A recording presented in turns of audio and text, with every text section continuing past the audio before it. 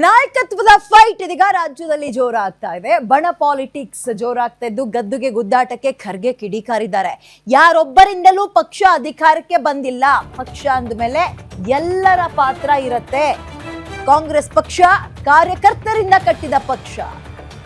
Mallikarjun Kharge AICC ಅಧ್ಯಕ್ಷರು ಈಗ ಗರಂ ಆಗಿದ್ದಾರೆ. ಯಾರೋ ಒಬ್ಬರಿಂದ ಬಂದಿಲ್ಲ, ಒಬ್ಬರೇ ಕ್ಲೈಮ್ ಮಾಡ್ಕೊಳಕ್ ಹೋಗ್ಬಿಡಿ.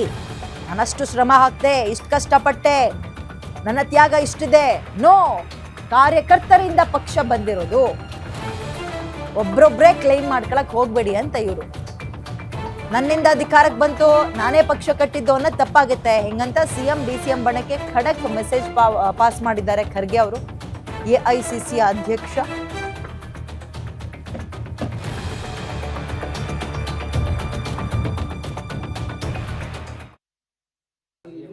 ಏನೋ ಹೈಕಮಾಂಡ್ ಮಾಡಿದೇನೋ ಗೊಂದಲ. ಅವರೇ ಇಲ್ಲೇ ಲೋಕಲ್ ಸೃಷ್ಟಿ ಮಾಡ್ಕೊಳ್ತಾ ಇದ್ದಾರೆ.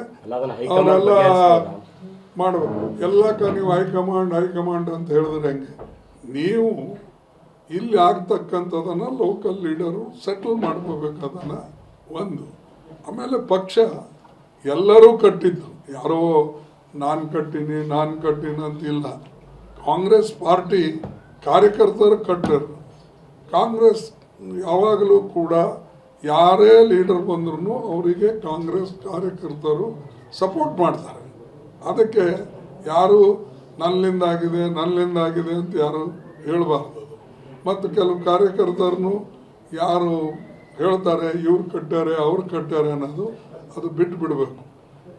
ಈ ಜಗತ್ತಿನಾಗ ಪಾರ್ಟಿ ಅಂದಮೇಲೆ